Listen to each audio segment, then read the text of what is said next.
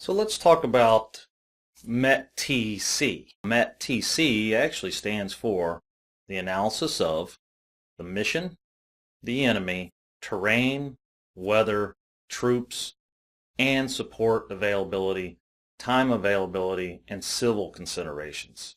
All this would be in Field Manual 6-0. But it's also in the context of tactics and major variables considered during the mission analysis phase. So these are all variables of your analysis.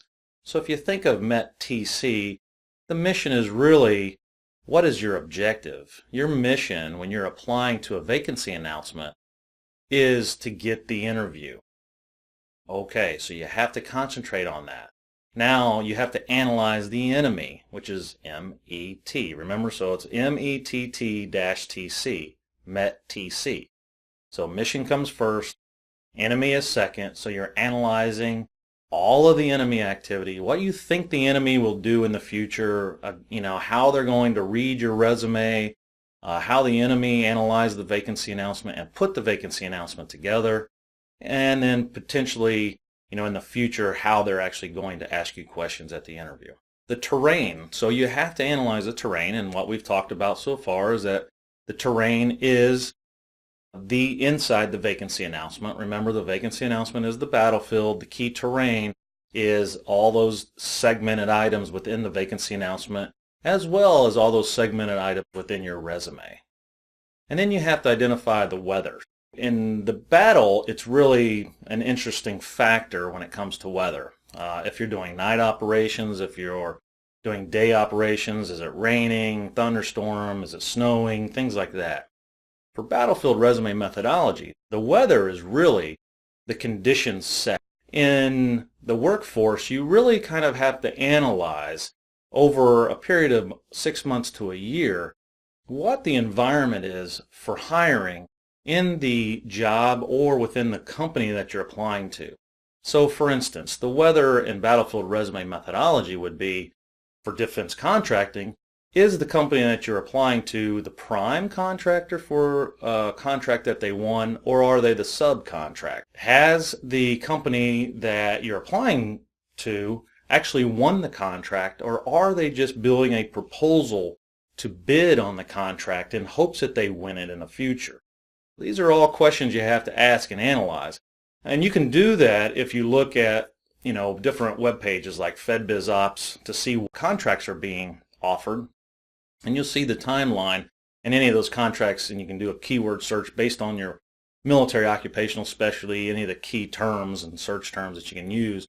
You can also do that if you search on Bing, Google, any of those. I obviously analyze over a period of time who is offering the same types of jobs and who maybe has won a contract and who hasn't won the contract, or who is bidding on a contract. So it's all based on the environment. My recommendation is that you can really base your analysis off of the fiscal year quarters. So for instance, the first quarter of the fiscal year for Department of Defense starts in October, obviously breaks down every three months. So 1 October, November, and December, that's one quarter, and then you have January, February, March, that's another quarter, and then the third quarter, April, May, June, and then the fourth quarter, July, August, September. And so a lot of hiring is not conducted between October, November, December, and a lot of hiring is not conducted in the fourth quarter either. The second and third quarter really is when a lot of hiring is conducted. Therefore, the weather battlefield terminology is fantastic during those time frames. It's a little stormy, it's a little rocky in the first quarter of the fiscal year, and the fourth quarter. All depends on funding, the climate in Department of Defense or the federal government. Again, we have mission, enemy, terrain, which is terrain and weather all together, which is MET, and then the other one is T, the second T, which is troops. So troops would mean yourself. In combat you have a lot of different troops that you're worried about. It's you. You have to analyze your background tremendously in excruciating detail, quantifying everything that you've done, listing everything out that basically creating a long resume. Really, under troops, that's what you have to do. Is you are your own combat force. You have to gather all of your experience, which basically culminates let's just represent each one of your job experiences in the past as a separate soldier. So you have to identify each one of those troops as separate people. How and what did all of those different troops do collectively that made you an expert in the job that you're applying to? So that's how Battlefield Resume looks at the T for troops. So we've hit METT. The other T is time. So it's kind of hard on some of the civilian vacancy announcements to identify the timeline given. On federal government jobs, it's a little easier because they actually have a closing date. So you can see the open date, you can see the closing date.